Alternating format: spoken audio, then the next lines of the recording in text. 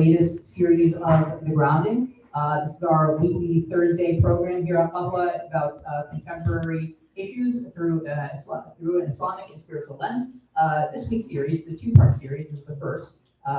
It is going to be When the Plan Falls Apart. This week we're going to be specifically talking about the disappointment of unmet expectations, and then next week we hope to see you again so we can talk about finding God in the detours. Ustada Madiha is going to be our speaker here today.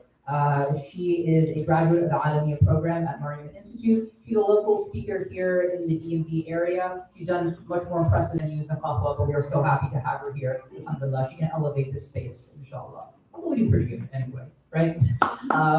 Thank you, Brother Carlos. I'm not going to delay any further, but I'm going to hand the mic over to Ustada Madiha. Today, because it's Ashura, we're actually going to be ending a little bit early, the talks portion. We're going to be ending at about 8:30, so you guys have time to grab food and everything before Maghrib prayer at 8:40. And then after you get food, we would love for you to actually come back so you can participate in the discussion circles after Maghrib. So a talk is going to go up until 8:30, Maghrib prayer, and then we're going to come back for discussion circles, inshallah. My name is Omar Farouk. If you have any questions about the program, the event, you want to get added to the WhatsApp chat so you can see future events that we do, please come up to me. Please come up to one of my volunteers in the back. Zainab, please raise your hand. She can scan you in, inshallah, because we have so many events that we'd love for you to be able to participate. So without any further delay, Ustada Madiha. جزاك الله خير عمر. السلام عليكم ورحمة الله وبركاته. أعوذ بالله من الشيطان الرجيم. بسم الله الرحمن الرحيم. رب اشرح لي صدري ويسر لي أمري واحلل عقدة من لساني يفقهوا قولي. اللهم أرنا الحق حقا. O Allah, help us see the truth as the truth. وارزقنا اتباعه and help us follow it. وأرنا الباطل باطلا and help us see the falsehood as falsehood. وارزقنا اجتنابه and help us abstain from it. برحمتك يا أرحم الراحمين. With your utmost mercy, you're the most merciful. Ameen. Very interesting topic we have today with you all, and it's about when the plan falls apart. And typically, these talks are started with hardships. We talk about hardship, we talk about patience, and we talk about tawakkul on Allah subhanahu wa ta'ala, right? And I don't want to take away from that, but I want to bring a different lens, different, evaluation to this whole, talk today. Allah subhanahu wa ta'ala does say in the Quran, I'm just going to jump right into the talk because we have a small session, but feel free to ask questions as we go, right?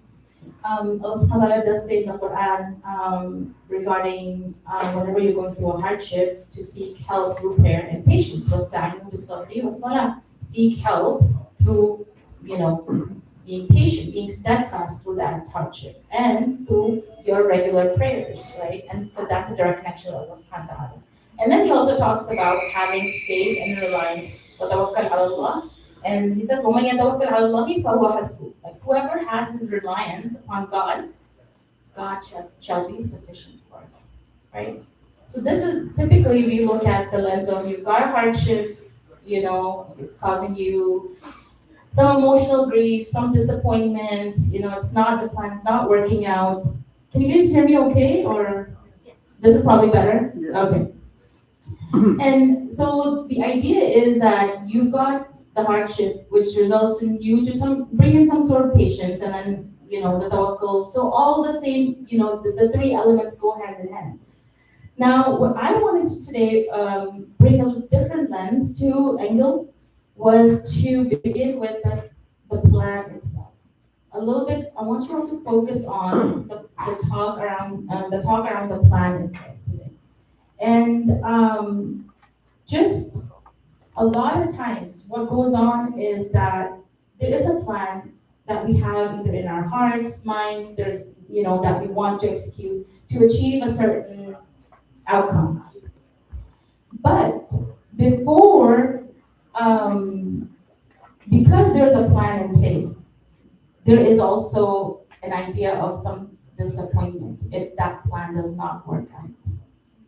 I want to ask you guys, when does that disappointment take place? Do you have a plan and you have a plan that you're preparing to go to bring an outcome that you are thinking about, where in this plan the disappointment comes up. And then it doesn't work out. Doesn't go as planned. Doesn't go as planned. It doesn't go as planned. The minute it doesn't work out, I really like that, right? It's like, and then it's like what? A lot of times if there's a delay. It's like every minute it looks like it's not working out, and that's a minute of disappointment. Sometimes we're looking, the lens we're looking at is, oh my gosh, it's not working out. My plan is falling apart. And a lot of times that is because there is a timeline and a script that we have put in our heads about it. And the idea is though, for example, take this, some of you are young adults, past college and about to get married or in marriage, right? So for those who are not married yet, you're like, okay, where is the proposal? Why isn't it coming? It should have been here by now, right? When is it gonna happen? Am I gonna get married? For those who are in marriage, they're like, oh my God, I thought this would be a little bit nicer. Why are there so many bumps? The other person doesn't have these. Why am I being afflicted with these bumps? So for those, and then for those who are really driven in college, work really hard, comes a point you're not getting the job that you wanted. Plan is not working out. A lot of times what's happening is though, you have a plan in place in terms of doing the right things, getting situated, but what happens is that your career isn't working out. Marriage isn't happening. If it happened, there is a lot of uplift that you need to do during that marriage.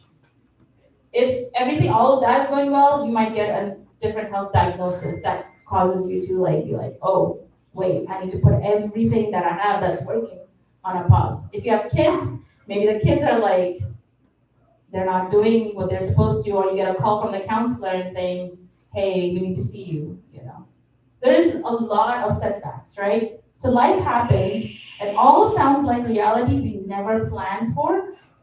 And sometimes the plan is the gap between the reality and expectation.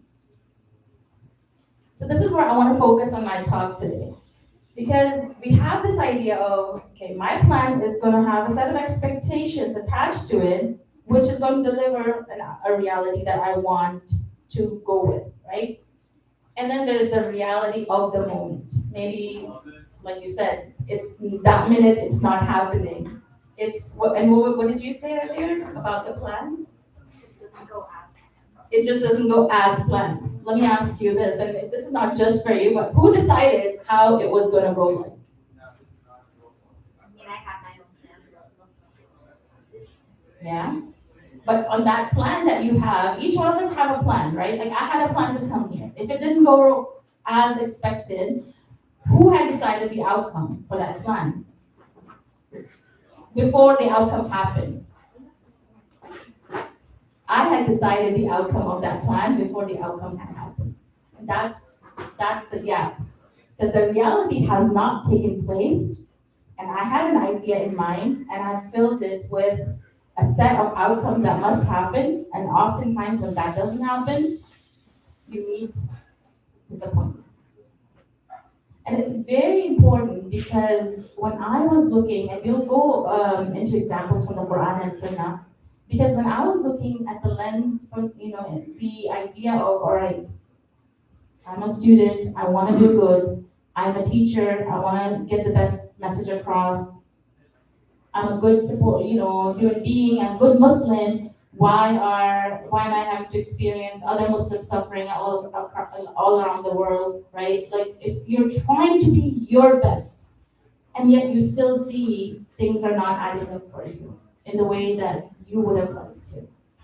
Because there is a gap between the reality that you have set for yourself as this is what should happen versus what may happen in real time. And so that gap is the idea of disappointment. And so I want to introduce you the ayah of the Quran. Allah subhanahu wa ta'ala, very quickly, this is in Surah Baqarah. Allah subhanahu wa ta'ala says, wa'asa, perhaps. And this word perhaps means that It's a matter of time when this happens. So you cannot escape it. It's going to happen. So this is not perhaps as in a maybe, it's going to happen. Allah subhanahu wa ta'ala says, أعوذ بالله من الشيطان الرجيم, وعسى perhaps أن تكرهوا شيئا. You despise a thing, وهو خير لكم. And that is best for you. It is good for you. And then he says, وعسى أن تحبوا شيئا. A lot of us fall in that category. Perhaps you love a thing, وهو شر لكم. And it has what in it? It's not good for you. It's bad for you. And then وَاللَّهُ يَعْلَمُ وَأَنْتُمْ لَا تَعْلَمُونَ. Allah knows while you don't know. This wow is not, it can be translated as and you don't know, but it's also while you don't know. Allah knows. He knows it because He's Al-Alim, right? He knows it all the time. It's not like you know and He knows. No. Whether you know or not, He is ever knowing. So perhaps you dislike something which is good for you. Perhaps that delay is good for you. Perhaps that hardship that you're going through is good for you. Perhaps the bumpy road, one after another, is good for you. And it's a very hard concept to swallow when you are a practicing Muslim or when you are a good Samaritan, when you are doing things by the book. It's very hard because you're like, I study, I work hard, I pay my bills on time, I'm not in debt. You have, you show up for others. What are some good things that you do? You make dua, right? And you're like, I'm constantly making dua, ya Rab. Like, when are you gonna answer it? Like the way I like it. So a lot of times the disappointment, what I realized early on, well, later on in my life, but a few earlier days ago, is that the disappointment really came from what I thought life would be. So it didn't, the disappointment in my life was not coming from my hardships. The hardships are challenging. They are actually there to groom me. They're actually there to kind of nudge me, poke me, yeah, so that I can still feel pain. So I'm not feeling numb. I'm not getting numb, right? If you don't get up and you don't move around, what's going to happen to your body?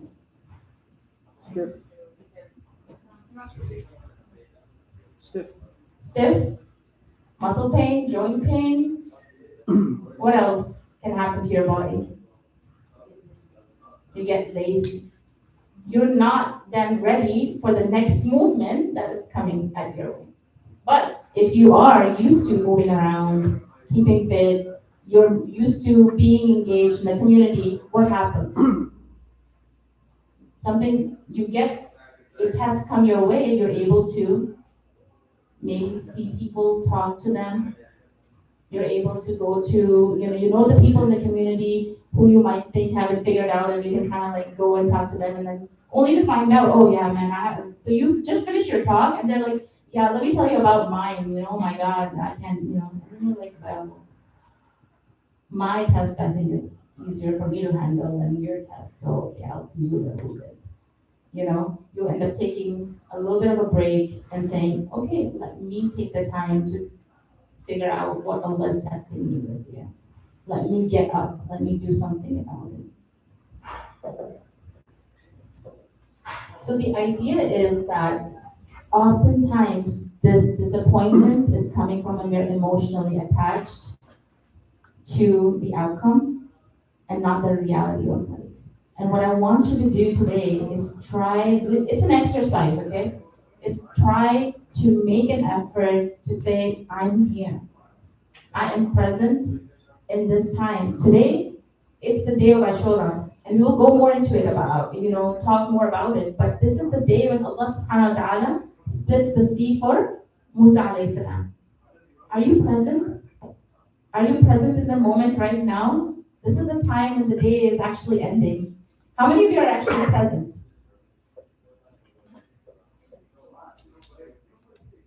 If you're not, come back to it, right? Bring it back to feel your heart.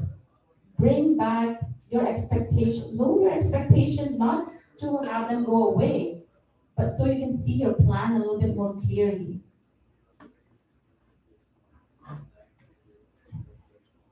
I think as I've seen life go by, I've seen a lot of it go by. And as we become aware of what it is that drives our expectations, and if you crash a few times or a few thousand times, and I've crashed a lot, you'll learn that there's something that's driving and building your expectations, usually composed of memory, imagination, and desire, which becomes more complex or perhaps, if you're lucky, simpler as you grow older.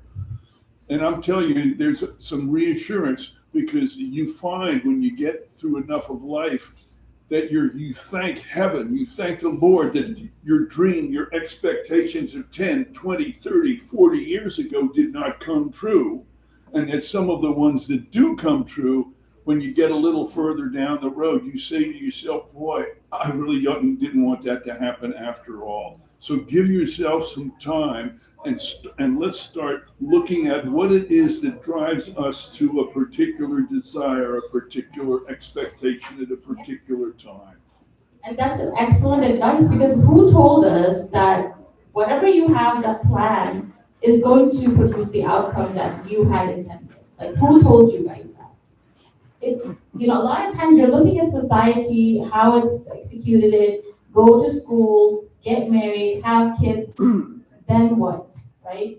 You have your rest of your life, minute by minute, living, you have to live it. Are you living your life? And this is where, a lot, it's beautiful what Charles has said just now, and I wanted to bring that the real test is not getting what you want. The real test is going through it. The real test is going through it and learning who your nafs is, who your soul is. That's the test. So Allah subhanahu wa ta'ala in the Quran says, وَنَفْسٍ وَمَا سَوَّاهَا. He's actually taking an oath on the soul that he has created. And he's saying, not only I'm taking an oath on the nafs, your soul, your and my soul, but وَمَا سَوَّاهَا, that he has proportioned it perfectly. How he has proportioned it, he's taking an oath. And then this is the beauty. Here comes the twist. Then he says, فَأَلْهَمَهَا فُجُورَهَا وَتَقْوَاهَا.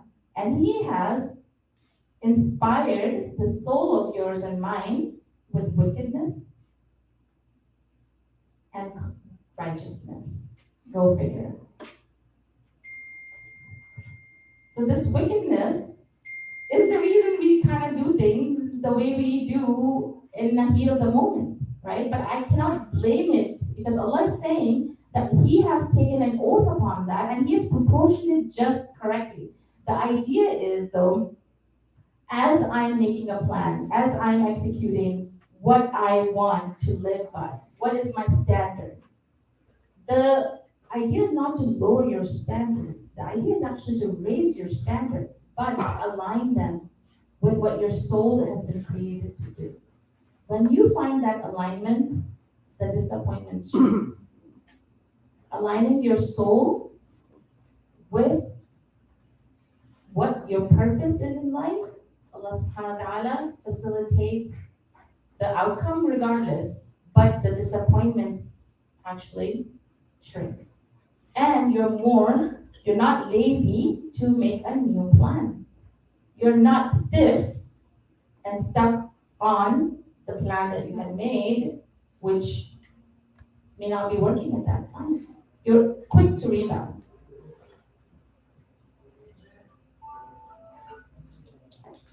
So Allah subhanahu wa ta'ala, when He's talking about and by the soul and the one who proportioned it, what do you think Allah subhanahu wa ta'ala is trying to tell us in these ayahs? What do these ayahs speak to you? I mean, and there's no right or wrong because each one of us have been proportioned to think on our own, for our own selves. Yeah.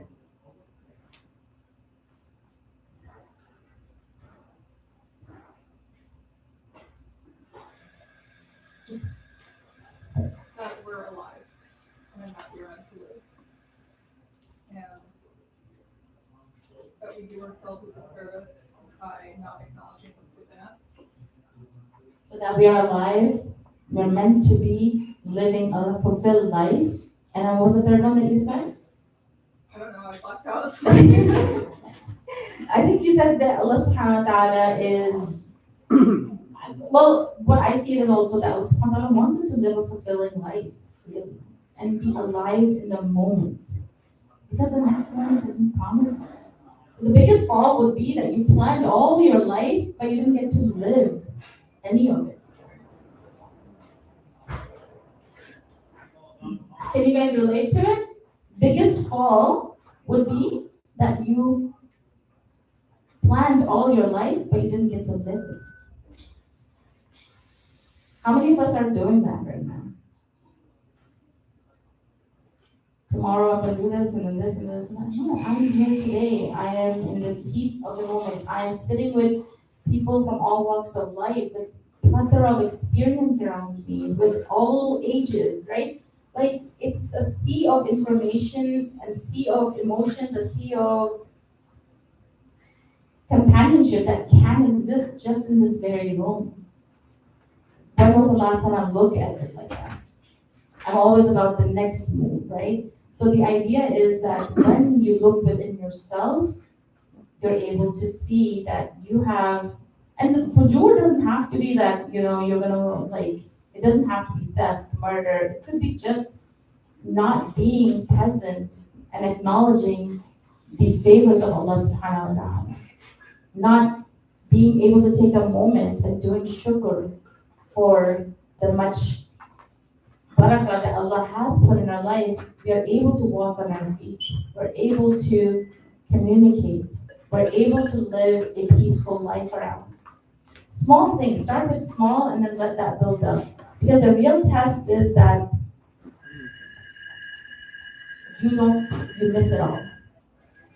And before you know, life is, at the end, and you've not learned to live it. Or you can learn to live it and keep having all the plans, keep having all the great success and ups and downs and enjoy yourself. It's a shift in perspective.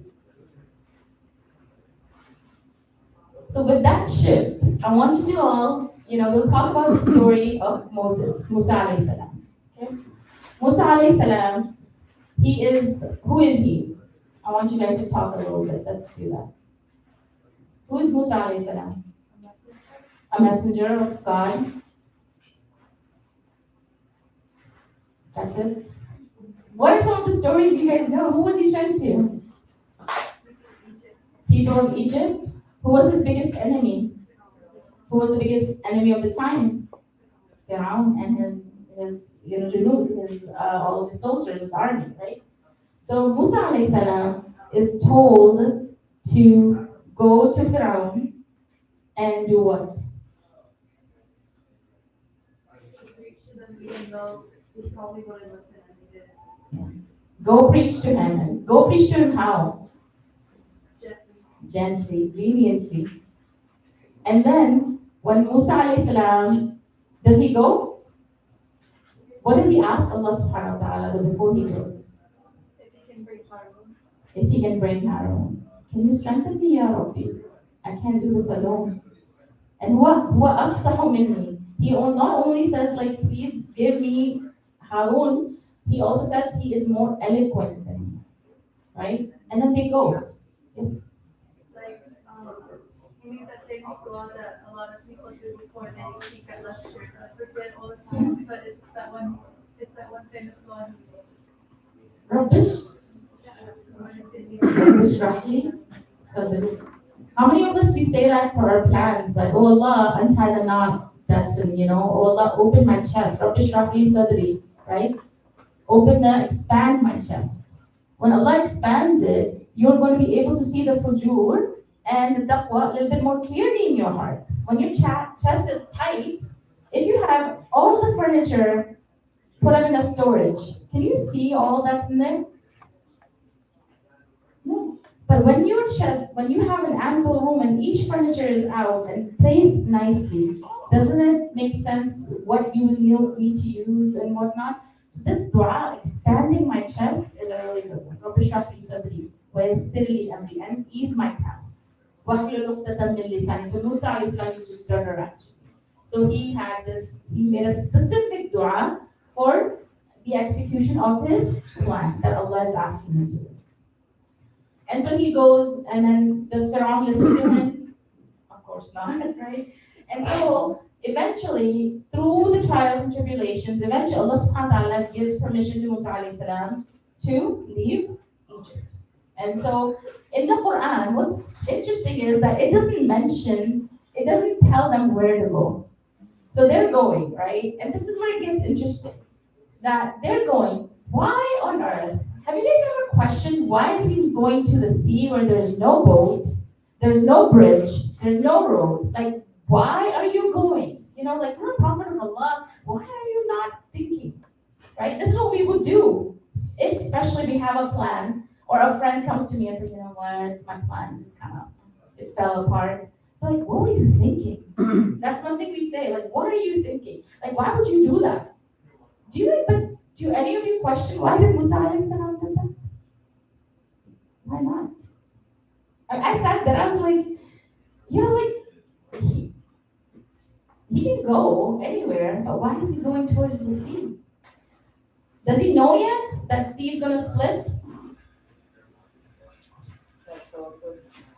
Tawakkul? Tawakkul in what? That the sea, they can swim through? Because like a sea splitting, that's the last thing that would come in my mind.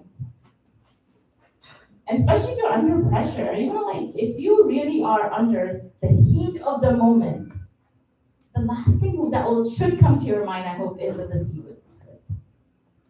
But what does he have that carries him through?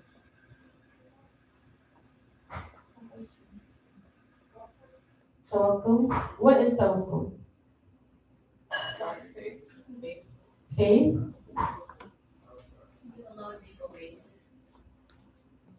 You knew Allah would make a way? The brothers? No. What do you think, Musa alayhi salam? And none of these are wrong, by the way. I'm just getting you guys to start thinking and asking questions when you read ayahs of the Quran. They're not there to just, A'udhu billahi minash shaitanir rajim, Sadaqallahu al-Azim, you're done, you know? No, the idea is go interact with it. Expand your chest, right? You blow some air in it so you have more to think through. Why would Musa alayhi salam just go to the sea when, you know, if it was Nuh alayhi salam, it would make sense. Why would it make sense if it was Nuh alayhi salam running to the sea? Because he's building the boat, right? So the plan and execution, the outcome, are not jiving together. So Musa alayhi salam, he goes to the sea. And so Pharaoh's army, the way our teacher explained it was that you can see the army, you know, the footsteps of the horses and, you know, and how they're just like the dust is coming up in the air, meaning they're like right there, you know, up the hill. And these guys are by the river, you know, by the sea. And so the people of Musa alayhi salam, they say, فَلَمَّا تَرَى الْجَمْعَانِ قَالَ أَصْحَابُ مُوسَى إِنَّا لَمُدْرَكُونَ. And when the two companies saw, meaning Pharaoh can see them and they can see, like Musa alayhi salam and his people can see Pharaoh's army approaching them, and both parties, it's like you can see on the horizon that they're coming and they can see, oh my God, that's where we need to go and get them. And so the people of Musa alayhi salam, they're like, indeed, we're done. We're gonna be overtaken. There's nowhere to go. You brought us to the sea. We don't know how to swim. There's no boat, like Noah's Ark. You didn't prepare anything.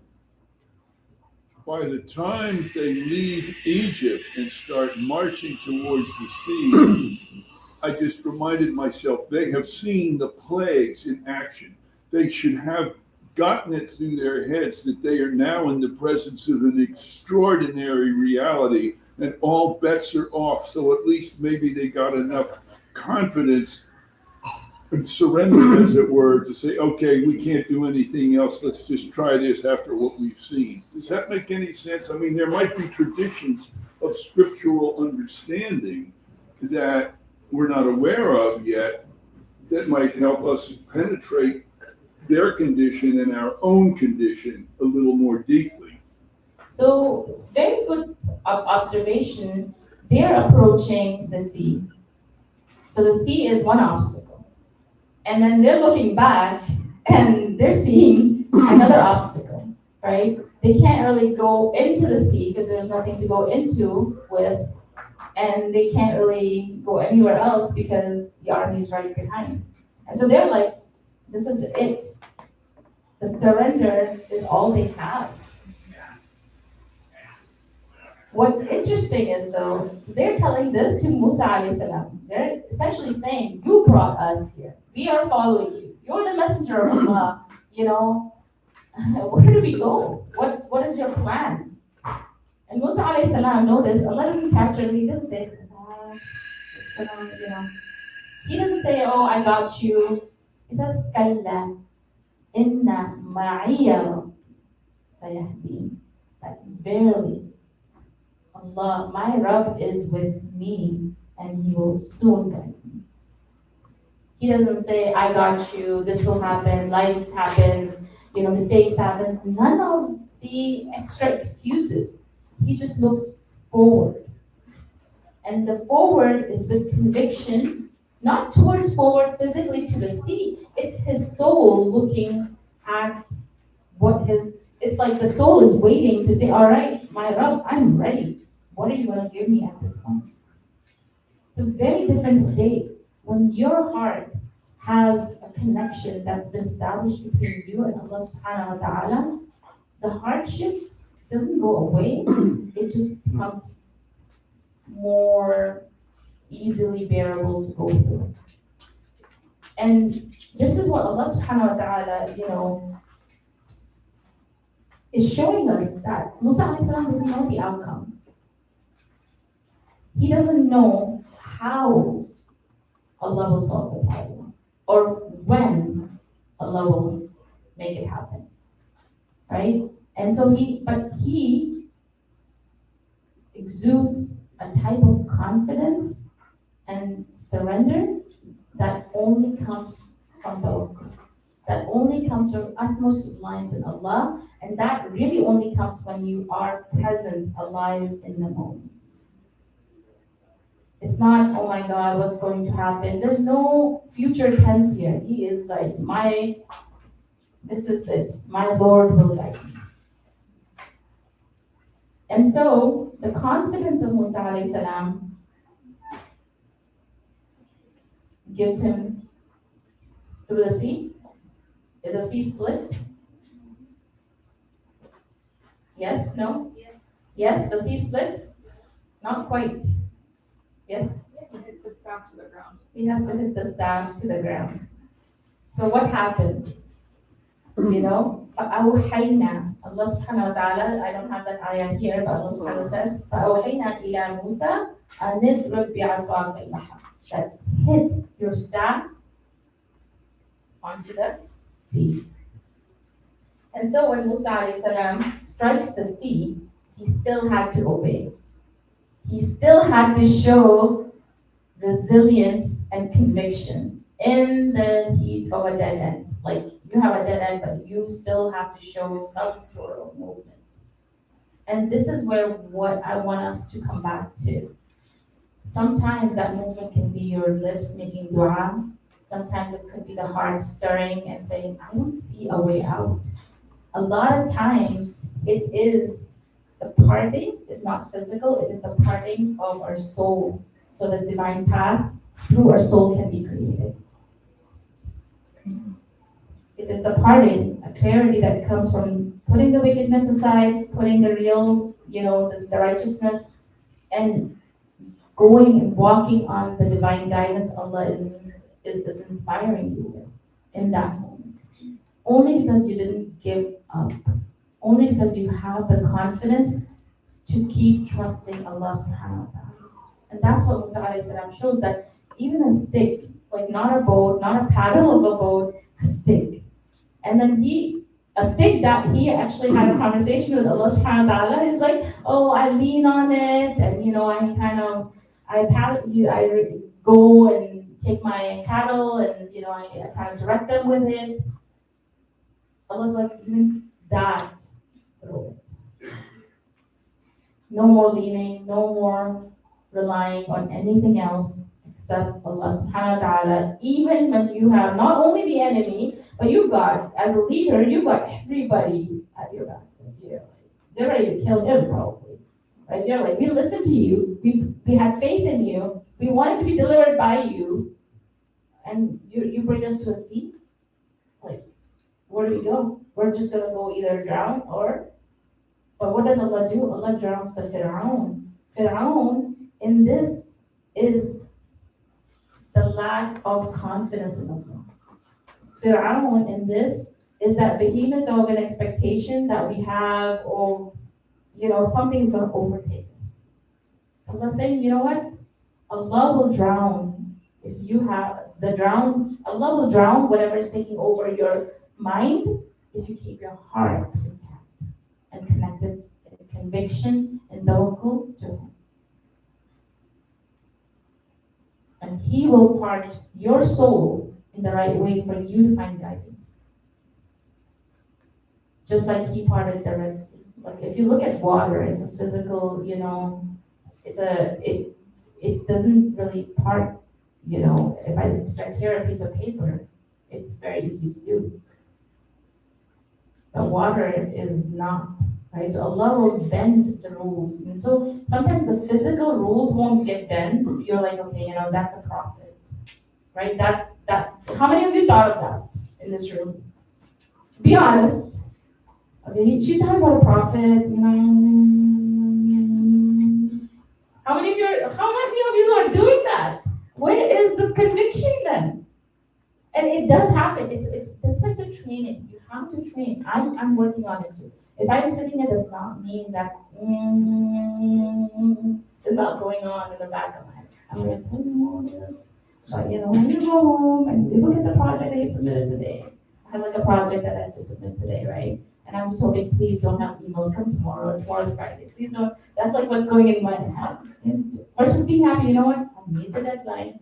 Khalas, I'm here in the moment. I'm having a good time. No, I'm thinking, start to reduce that noise in our heads and live today. Because I don't even know if I'll be alive tomorrow. All that min, to do for what? To miss out on my today?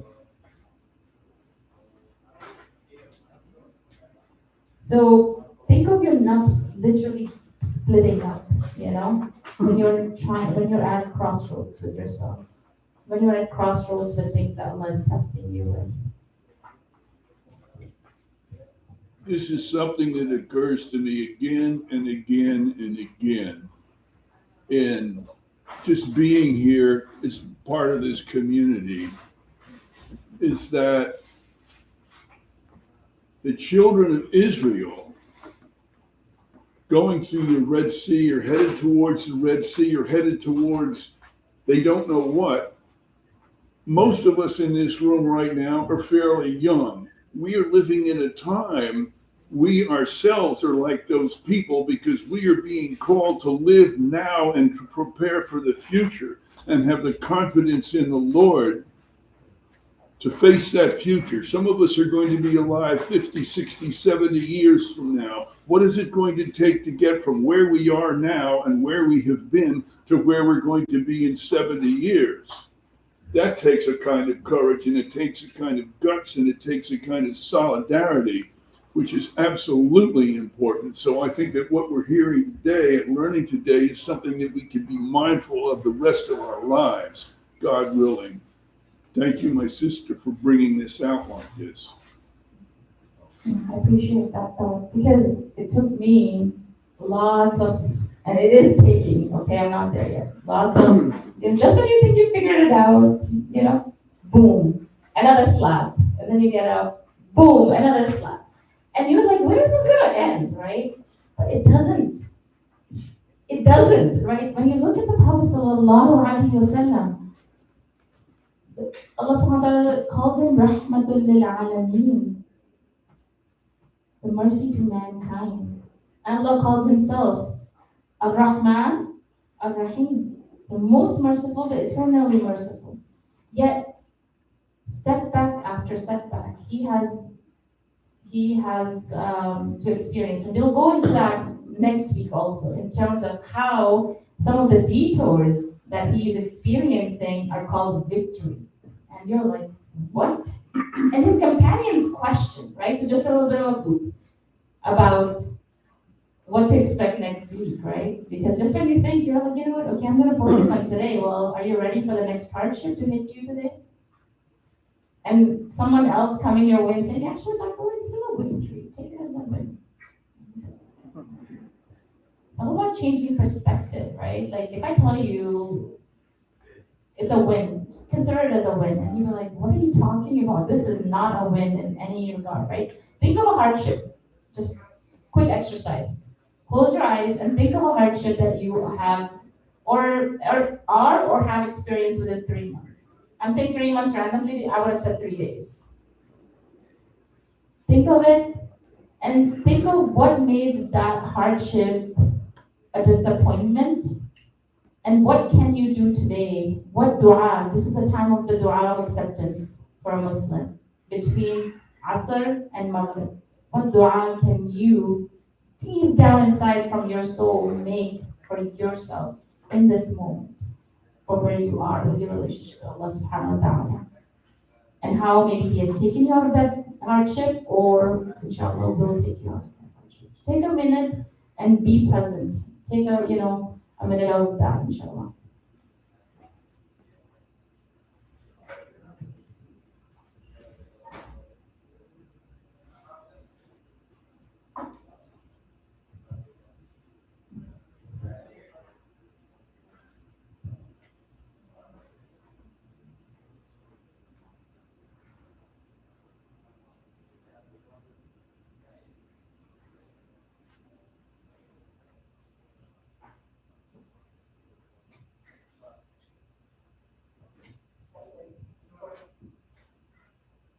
Okay. So can I have you guys back? Because we have 7 minutes, inshallah, and I want to get through some of the other examples. But some of the things I wanted to bring up that, many of us, we feel secure in a 5-year plan, in a career plan, in a financial plan. What other plans do you guys know of? I mentioned 3. Career, financial. What other plans come to your mind that we are, in a society that we're living in, we're actually like conditioned? Pension, 401k, house, mortgage, marriage, academic, Promotions. emotions, Promotions. promotions. Emotions, that's a big one, isn't it? How am I gonna have an emotional plan, right? Like how am I gonna react to something? What else? Becoming intentional about our community, becoming intentional about our ummah. Thank you. How many of us have hit that blended in our books? Becoming intentional about your relationship with God, with Allah subhanahu wa ta'ala, and becoming intentional in who you are to those who you surround. If that's not in your plan, it should eventually come today. Make a plan for that also. The Prophet's plan, there's nothing wrong with planning. What it is that when we attach emotional expectations to those plans and we create like a narrative around an outcome of how ulama it's supposed to be, that's when the disappointments happen. And that's the disappointment of unmet expectations because nobody could have predicted what your expectations are, let alone what the outcome is. Your expectations are just literally as the waves of the sea, as the outcomes of those. Those are in Allah's hand. And so, this is where it gets interesting. With all these planning, we are going to talk about Yusuf alayhi salam. So Musa alayhi salam was a leadership, of courage, of resilience, right? Yusuf alayhi salam has a completely different test. What do you think is the test of Yusuf alayhi salam? Yes. Sabr and faith. Sabr and faith, okay. So we're going back to the hardship and then sabr and tawakkul. Yes. But in his life, I yes. think it's also about like overcoming one's desires, like how he had to deal with what was like that one lady that tried to Okay. The Aziz's wife. Some Yeah. scriptures say Zuleika or the Aziz's wife. Yeah. So he's overcoming his He's also- desires. Yeah, he's also like fairly like objectively attractive himself because like, He's a youth. I mean, he's recognizing that his nafs, فَأَلْهَمَهَا فُجُورَهَا وَتَقْوَاهَا, that his nafs has not that he's like, it has a propensity to choose evil or good, and that he is right now in the heat of the moment, he chooses Allah subhanahu wa ta'ala, right? What else comes to your mind about Yusuf alayhi salam's test? Yes, His family, his family. brothers. Okay, I saw a hand in the back too. Family, yes. Remembering to ultimately rely on Allah before others. Think of his life overall. It's a test of what? Time. So he has a dream that the sun and the moon and the stars are doing sujood to him. And wouldn't you be excited about it? Because your dad, like, you go to your dad and you're like, everything is gonna be like really good. And he's only like some references say 9, 10, 11 years old, in that range. What happens? Test after test after test after test. God knows like how many, right? Brothers deceive you, you get thrown into the well. People who find you don't try to find your parents. They're like, oh, like, all right, we can make some money off of him. So one test after another, after another, after another. His resilience is tawakkul in Allah, but it's a test of time. Because he's like, well, I had that dream. Like, when is that coming in hand? Right? Like, I saw a dream. Why? And then, literally, if it was me, I might start questioning, like, Ya Rabbi, I had this dream. Why did you even show me the dream in the first place if you weren't going to give it to me? How many of us we kind of made that dialogue with Allah subhanahu wa ta'ala? Why did you have me do this if you weren't going to do this for me? Why are you going to have, me come or apply, work hard, but if I'm not going to get the job that I really want? Why are you going to have, me be this? Give me some statements here. We all make these statements, don't we, with our dialogue with Allah subhanahu wa ta'ala? But do you see in the story of Yusuf alayhi salam, Allah never captures those statements. None of those statements are captured in. Perhaps he didn't even make it. His resilience is what Allah captures. His reliance is what Allah subhanahu wa ta'ala captures.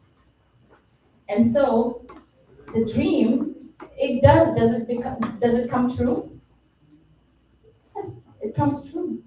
Does it come true right away? When does it come true? After he's been tested. After a long, bumpy ride, right? Like after a long time, So this is where Allah subhanahu wa ta'ala is preparing Yusuf alayhi salam for something greater all along, right? When he's at the Aziz's house, he's learning how to run a society, how to be a leader that will actually lead Egypt after that, right? So in that moment when he is feeling, attracted, he goes, Rabbi sijni ahabbu ilayya, right? Like he's like, prison is dearer to me. And it's a very profound statement. Think about how trapped he must have felt in choosing Allah, choosing his conviction upon Allah to make a dua like that. Like when you don't see anything, you're like, let me just let me just go to prison. It's actually better than me falling short of Allah subhanahu wa ta'ala's mission. And this is where I want to end in a minute here, is also another event that happens today is the Karbala and Imam Hussein, who was martyred. And Imam Hussein is the grandson of Prophet Sallallahu Alaihi Wasallam. And so in that, in Imam Hussein's, we learned that truth versus oppression, truth does prevail, but sometimes you don't get to live the victory by the standards of the dunya. You actually get to live as a martyr, but the victory is eternal. And it's in the court of Allah subhanahu wa ta'ala. And so it redefines victory as not as a military triumph, but also resistance against those who are oppressing you. Resistance around those who are oppressing others around you. Unconditional sacrifice. And the dua of Ibrahim alayhi salam is the same, right? Qul inna salati, and say indeed my salah, my prayer, wa nusuki, my sacrifice, wa mamati, my death, wa mahyaya wa mamati, my life and my death for lillahi rabbil alamin. Only for Allah subhanahu wa ta'ala. So these are the stories we covered. I mean, I just kind of compiled them in one. You've already seen these. So as we leave you today, and we'll have discussion questions after Maghrib, inshallah, but our responsibility is our effort. It is our conviction. It is our dua that we consistently make. It is never to give up. It is to recognize what truly lies in our soul. It is to recognize it by the upsets that life and the plans that Allah subhanahu wa ta'ala is presenting us. And by the sincerity that we squeeze out of us, by the character that we develop. That's our responsibility. And Allah's is the timing, right? The outcome. What doors are going to be closed and what's going to remain open? What form you will receive your rizq, and what the results will be. Whether you get to even see the results or you don't. So inshallah, with that, we'll stop here. Anything that I've said that is incorrect, it's from my own fujur of the nafs. It is from my own shortcomings, and anything that is correct and it's of benefit is only from Allah subhanahu wa ta'ala. May Allah subhanahu wa ta'ala allow us to come close to Him and live a fulfilled life that He has created us for, and in submission. Ya muqallib al-qulub, thabbit qalbina ala dinik. Ya musarrif al-qulub, sarrif qalbina ala ata'atik. O causer of the hearts, cause our hearts towards your obedience. O turner of the hearts, cause our hearts towards, that our hearts be steadfast towards you. Subhanakallahumma wa bihamdika, ashhadu an la ilaha illa anta, nastaghfiruka wa natubu ilayk. Subhana rabbika rabbil izzati amma yasifun, wa salamun ala al-mursalin, walhamdulillahi rabbil alamin. Amin.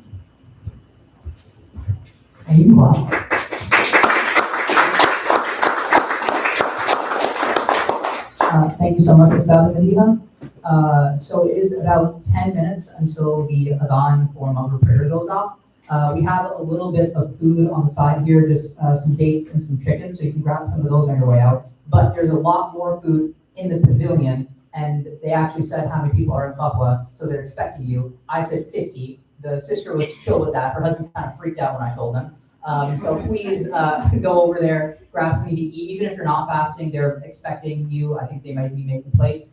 And then the Maghrib adhan is going to go off at 8:41. So you have about 10 minutes to get everything, then we're going to pray. And then we'd love for you to come back after, because we do have some discussion questions, and that's really a huge integral part of this event, because that's like where you take all the information you learn and you really try and reflect and apply it to your own life. So we hope to see you after Maghrib, inshallah. Thanks for coming. Assalamu alaikum.